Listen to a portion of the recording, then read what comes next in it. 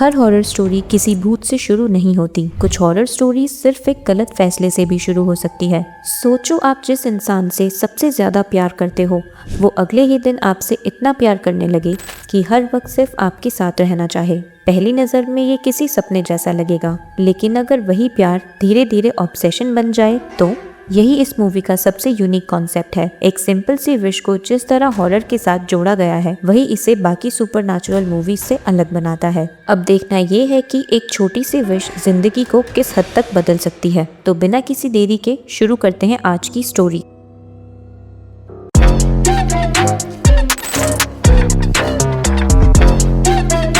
Film की शुरुआत होती है हमारी मेन कैरेक्टर बेयर से, जो अपनी फ्रेंड निकी को बहुत पसंद करता है और काफी टाइम से उसे प्रपोज करना चाहता है, लेकिन आज तक उसमें इतनी हिम्मत नहीं आई कि वो अपने दिल की बात निकी को बता सके। अब बेयर और इंतजार नहीं करना चाहता, इसलिए वो अपने दोस्तों के साथ बैठकर निकी को प्रपोज करने की प्रैक्टिस कर रहा होता है। जब उसके फ्रेंड्स को लगता है कि अब बेयर तैयार है तो वो उसे बिना देर किए निकी के साथ मिलने की सलाह देते हैं। बेयर भी काफी एक्साइटेड हो जाता है और खुशी खुशी घर लौट आता है, लेकिन जैसे ही वो घर पहुंचता है तो देखता है कि उसकी कैट मर गई है। वो देखता है कि उसने गलती से अपनी मेडिसिन खुली छोड़ दी थी, जिन्हें खाने की वजह से उसकी कैट मर गई। वो बुरी तरह टूट जाता है और कई दिनों तक ना किसी से बात करता है और ना ही घर से बाहर निकलता है। इसी दौरान उसे एक और बुरी खबर मिलती है। निकी पढ़ाई के लिए दूसरे देश जा रही होती है और हो सकता है कि अब बेयर को उससे दोबारा मिलने का मौका ही ना मिले। ये बात बेयर को अंदर तक हिला देती है। अब उसे एहसास हो जाता है कि निकी से अपने दिल की बात कहने का उसके पास सिर्फ एक आखिरी मौका बचा है। कुछ ही देर बाद बेयर को उसके दोस्त इयन के थ्रू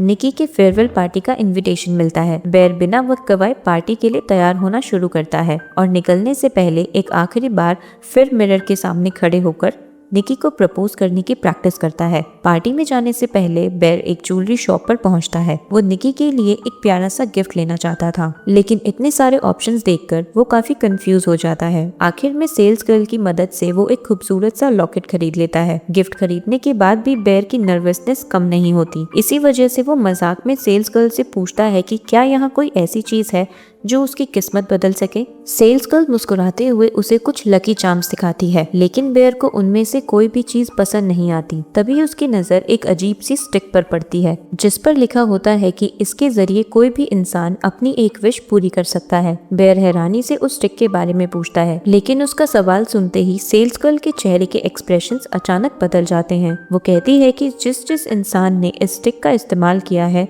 उसकी जिंदगी कभी पहले जैसी नहीं रही। सुनकर बेयर को थोड़ा डर तो जरूर लगता है, लेकिन वो उस बात को इग्नोर कर देता है। वैसे भी उसे कभी ऐसी बातों पर यकीन नहीं था, लेकिन इस बार बात उसके प्यार की थी, इसलिए वो उस स्टिक को खरीद लेता है और सीधा पार्टी में पहुंच जाता है। यहाँ सभी लोग काफी एंजॉय कर रहे होते हैं, लेकिन इतनी कोशिश के बाद भी बेयर ना तो निकी को गिफ्ट दे पाता और ना ही अपने दिल की बात कह पाता। अब पार्टी खत्म होने वाली होती है। बेयर अपने दोस्त इयन को इशारा करता है कि वो बाकी सभी दोस्तों को लेकर वहाँ से चला जाए, ताकि वो और निकी कुछ देर अकेले वक्त बिता सकें। सभी दोस्त उसका इशारा समझ जाते हैं और एक एक करके वहाँ से निकल जाते हैं। इसके बाद बेयर निकी को उसके घर छोड़ने के लिए कार में लेकर निकल पड़ता है। पूरे रास्ते बेयर उसे प्रपोज करना चाहता था और अपनी फीलिंग्स बताना चाहता था, लेकिन वो इतना कंफ्यूज था कि जितनी भी प्रैक्टिस उसने की थी वो सब भूल चुका था।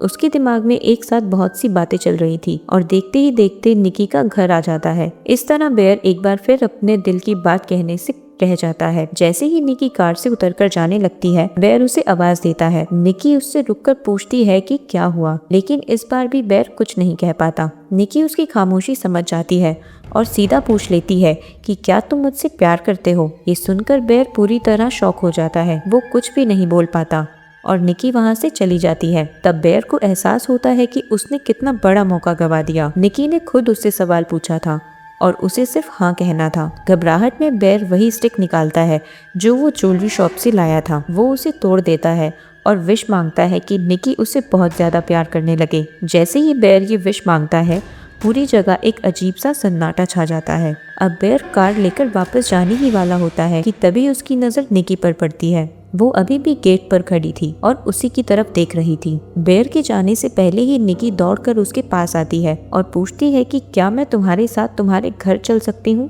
बेयर हैरानी से पूछता है कि अचानक तुम्हें क्या हुआ। इस वक्त निकी की आंखें काफी अजीब लग रही थी, जैसे वो डरी हुई हो। फिर वो धीरे से कहती है कि मुझे डर लग रहा है, मैं आज अकेली नहीं रहना चाहती, मुझे आज तुम्हारे साथ रहना है। बेयर उसे मना नहीं कर पाता और कहता है कि वो उसके साथ घर चल सकती है। ये सुनते ही निकी उसकी कार में बैठ जाती है और बैठते ही वो सो जाती है। निकी का ये अजीब बिहेवियर देखकर बेयर भी काफी कंफ्यूज हो जाता है। कुछ देर बाद बेयर उसे अपने घर लेकर आता है। घर आते ही निकी सीधा उसके रूम में जाकर उसी के बेड पर बैठ जाती है। बेयर हैरानी से उससे पूछता है कि वो अचानक उसके घर कैसे आ गई, जबकि उसका ऐसा कोई प्लान भी नहीं था। इस पर निकी रोते हुए बताती है कि उसके मॉम और डैड दोनों बहुत बीमार हैं। उसकी मॉम कैंसर की लास्ट स्टेज पर है और वो कभी भी मर सकती है। निकी कहती है कि वो इस दर्द को अकेले नहीं झेल सकती, इसलिए वो बेयर के पास आ गई। निकी की आंखों में आंसू देखकर बेयर को उसकी बात पर यकीन हो जाता है। वो उसके पास बेड पर बैठ जाता है और निकी अपना सर उसके कंधे पर रख देती है।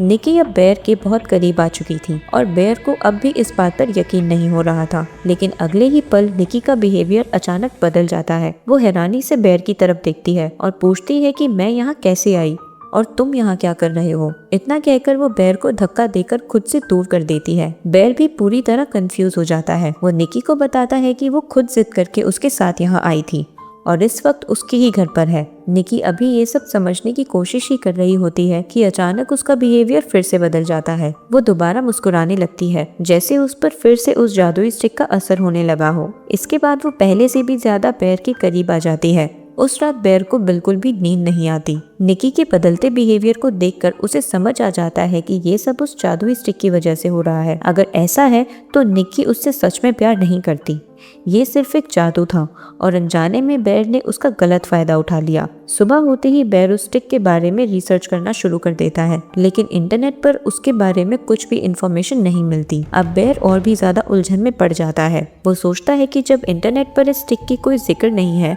तो वो इस बात पर यकीन कैसे करे। धीरे धीरे उसके दिमाग में ये ख्याल भी आने लगता है कि कहीं निकी सच में उससे प्यार तो नहीं करती। इसी उलझन में जब बेयर किचन में जाता है तो उसके होश उड़ जाते हैं। वो देखता है कि निकी ने उसकी मरी हुई बिल्ली के पास एक अजीब सा रिचुअल किया हुआ था। जमीन पर एक अजीब सा इंसान बना हुआ था और उसकी मरी हुई बिल्ली के बॉडी पार्ट्स के साथ भी कुछ बहुत ही डरावना किया गया था। ये सब देखकर बेयर काफी डर जाता है, लेकिन वो निकी से इस बारे में कुछ भी नहीं कह पाता, क्योंकि निकी बिल्कुल नॉर्मल तरीके से उसके पास आती है और उससे प्यार से बात करती है। इसके बाद दोनों साथ में अपने काम पर चले जाते हैं। बेयर एक्साइटेड होकर इयन को बताता है कि निकी पूरी रात उसके साथ उसके घर पर थी। फिर बेयर इयन से एक और सवाल पूछता है कि तुमने मुझे पहले क्यों नहीं बताया कि निकी के पेरेंट्स इतने बीमार हैं। ये सुनकर इयन खुद हैरान रह जाता है और कहता है कि तुम्हें ये किसने बताया। बेयर बताता है कि ये बात उसे खुद निकी ने कही थी। ये सुनकर इयन कहता है कि निकी के पेरेंट्स बिल्कुल ठीक हैं और वो इस बात पर भी हैरान है कि निकी उस रात बेयर के घर कैसे रुक गई, क्योंकि निकी तो हमेशा बेयर को सिर्फ एक अच्छे दोस्त की तरह ही देखती थी। ये सुनकर बेयर को बड़ा झटका लगता है। अब उसे समझ आ जाता है कि ये सब उस जादुई स्टिक का ही असर है। बेयर को अपनी गलती का एहसास होने लगता है। वो जानता था कि निकी उससे सच में प्यार नहीं करती, लेकिन उस जादुई विश की वजह से वो उसकी फीलिंग्स के साथ खेल रहा था। बेयर ऐसा बिल्कुल भी नहीं चाहता था। अब वो निकी को खुद से दूर करना चाहता था, लेकिन ऐसा कर भी नहीं पा रहा था।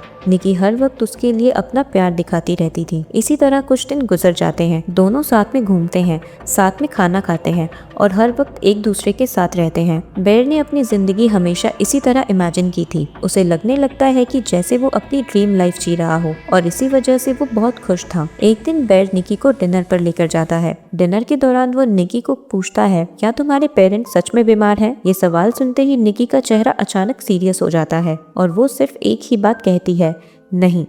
लेकिन वो ये बात बार बार अलग अलग एक्सप्रेशंस के साथ दोहराने लगती है, कभी हैरान होकर, कभी परेशान होकर और कभी हंसते हुए। इतना ही नहीं, वो खड़ी हो जाती है और रोते हुए भी वही बात दोहराती रहती है। निकी का ये अजीब बिहेवियर देखकर बेयर भी डर जाता है। वो मुश्किल से निकी को संभालता है, जल्दी से डिनर खत्म करता है और उसे घर ले आता है। घर आने के बाद भी निकी का बिहेवियर नॉर्मल नहीं होता। वो हर वक्त बेयर के आसपास ही रहती है, यहाँ तक कि वो उसके पीछे वॉशरूम तक चली जाती है। अब बेयर को ये सब काफी अजीब लगने लगता है। खैर कुछ देर बाद दोनों सो जाते हैं, लेकिन आधी रात को जब बेयर की आँख खुलती है तो वो निकी को कमरे के एक कोने में खड़े हुए देखता है। कभी वो हंस रही थी, कभी रो रही थी और उसकी हालत काफी अजीब लग रही थी। उसे देखकर ऐसा लग रहा था कि जैसे किसी बुरी ताकत ने उस पर कब्जा कर लिया हो। अचानक निकी एक फास उठाती है और उसे अपने चेहरे के सामने पकड़कर अजीब तरीके से बेयर की तरफ भागने लगती है। उसकी चाल किसी इंसान की नहीं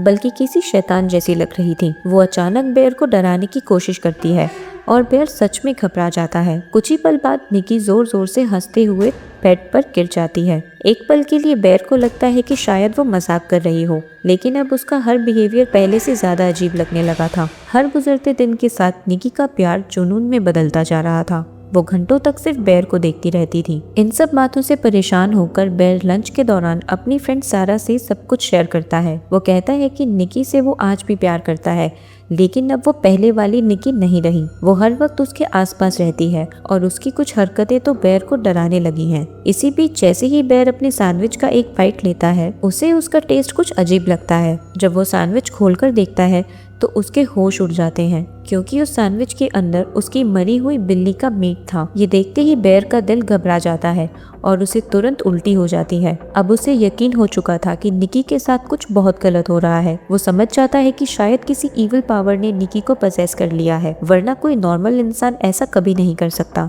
इन्हीं सब बातों से परेशान होकर बेयर जब घर लौटता है तो निकी एक बार फिर उसे बहुत ही अजीब हालत में मिलती है। उसके मुंह पर कोई अजीब सा लिक्विड लगा हुआ था, जैसे उसने अभी कुछ खाया हो। ऐसा लग रहा था जैसे निकी ने किसी जानवर को खाया हो। उसकी आंखों में भी एक अजीब सी चमक थी, जैसे उसने कोई बड़ी जीत हासिल कर ली हो। ये सब देखकर बेयर पूरी तरह घबरा जाता है। वो निकी से कहता है कि पहले जाकर फ्रेश हो जाओ, तब तक वो बाहर होकर आता है। इस वक्त बेयर उसके साथ एक ही घर में रुकने की हिम्मत नहीं जुटा पा रहा था। कुछ दिन बाद बेयर निकी के आने की खुशी में अपने घर पर एक पार्टी रखता है। बेयर और निकी को साथ देखकर सभी खुश होते हैं, क्योंकि सब जानते थे कि बेयर हमेशा से निकी से प्यार करता था। लेकिन एक बात सबको अजीब लग रही थी। निकी, जिसने कभी बेयर से प्यार नहीं किया था, अब उसके लिए हद से ज्यादा पॉसेसिव नजर आ रही थी। सभी आपस में बात कर रहे होते हैं कि तभी निकी की नजर बेयर के दोस्तों पर पड़ती है। ये देखकर वो अचानक गुस्से में आ जाती है और सबसे कहती है कि तुम सब मरने वाले हो। सब उसकी बात सुनकर हैरान रह जाते हैं। निकी फिर कहती है कि उसे वो लोग बिल्कुल पसंद नहीं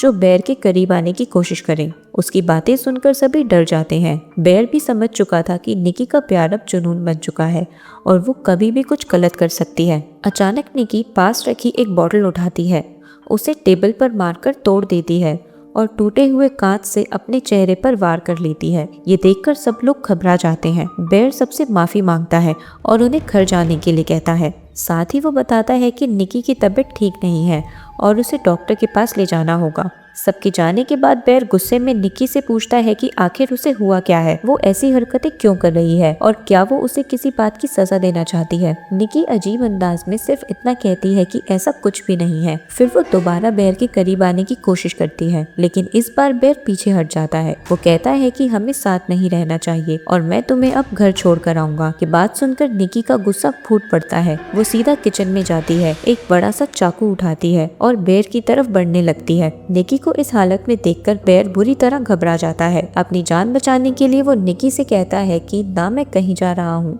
और ना ही तुम, हम दोनों यही साथ रहेंगे। ये सुनते ही निकी चाकू फेंक देती है। अगले ही पल उसका गुस्सा प्यार में बदल जाता है और वो बेयर को कमरे में ले जाती है। उस रात वो बेयर का हाथ पकड़कर ही सोती है। आधी रात को जब बेयर देखता है कि निकी गहरी नींद में है तो वो चुपचाप घर से बाहर निकल जाता है और सैरा को बाहर बुला लेता है। सैरा भी अब बेयर को लेकर काफी परेशान थी। कार में बैठकर बेयर सैरा को निकी के अजीब बिहेवियर के बारे में सब कुछ बताता है। जैसे ही वो जादुई स्टिक का सच बताने वाला होता है, दूसरी तरफ निकी नींद से उठ जाती है। बेयर को घर पर ना देखकर वो घबरा जाती है और जैसे ही वो बाहर आती है तो वो सैरा को उसके साथ देखती है। उसके अंदर जलन भर जाती है। गुस्से में निकी अचानक सैरा की तरफ दौड़ती है और कार का शीशा तोड़ देती है। इसके बाद वो सैरा का सर बार बार स्टीयरिंग पर मारती है। सब कुछ इतनी तेजी से होता है कि बेयर कुछ समझ समझ ही नहीं पाता। देखते ही देखते सैरा की मौत हो जाती है। बेयर पूरी तरह शॉक में था। वो ना सैरा को बचा पाया और ना ही खुद कुछ कर पाया। सैरा को मारने के बाद निकी कार की दूसरी तरफ आकर बेयर को गले लगा लेती है। अब बेयर इन सब से थक चुका था। वो इस सब को हमेशा के लिए खत्म करना चाहता था। आखिरकार वो उसी ज्वेलरी स्टोर में वापस जाता है जहाँ से उसने वो जादुई स्टिक खरीदी थी और उस सेल्स गर्ल को शुरू से लेकर अब तक की सारी बातें बता देता है। सेल्स गर्ल कहती है कि एक बार मांगी हुई विश को वापस नहीं लिया जा सकता। काफी सोचने के बाद उन्हें एक आइडिया आता है। अगर बेयर की जगह कोई और उसके लिए विश मांगे तो शायद कोई रास्ता निकल सकता है। बेयर तुरंत एक और स्टिक खरीद लेता है और अपने दोस्त इयन के पास पहुंच जाता है। वो इयन को सब कुछ समझाता है और कहता है कि वो सिर्फ एक विश मांगे कि बेयर की जिंदगी पहले जैसी हो जाए। इयन इसके लिए मान जाता है और स्टिक भी हाथ में ले लेता है, लेकिन विश मांगने से पहले ही उसके मन में लालच आ जाता है। इयन बेयर की जिंदगी पहले जैसी करने की विश मांगने के बजाय खुद के लिए ढेर सारी दौलत मांग लेता है। जैसे ही वो स्टिक तोड़ता है ऊपर से पैसों की बारिश होने लगती है। ये देखकर बेयर पूरी तरह टूट जाता है। उसे समझ आ जाता है कि इस बार उसके दोस्त ने भी उसका साथ छोड़ दिया। निराश होकर बेयर घर लौट आता है। वहाँ निकी को एक बार फिर से उसी डरावनी हालत में देखकर उसे सेल्स गर्ल की कही हुई एक बात याद आती है। उसने बताया था कि जिस इंसान ने विश मांगी हो अगर उसकी मौत हो जाए तो उसके साथ वो विश भी हमेशा के लिए खत्म हो जाती है। बेयर समझ चुका था कि अब इसी में सबकी भलाई है। वो कुछ पल निकी को प्यार से देखता है, फिर एक गन उठाता है और खुद को गोली मार लेता है। बेयर की मौत होते ही उसकी मांगी हुई विश भी खत्म हो जाती है और निकी उस जादुई असर से बाहर आ जाती है। होश में आने के बाद निकी को पिछले कुछ दिनों की कोई बात याद नहीं रहती, लेकिन जैसे ही उसकी नजर बेयर की लाश पर पड़ती है वो जोर जोर से रोने लगती है। उसकी अपनी हालत भी पूरी तरह बेकार हो चुकी थी और इसी दर्दनाक मंजर के साथ ये मूवी यहीं एंड हो जाती है। Thanks for watching.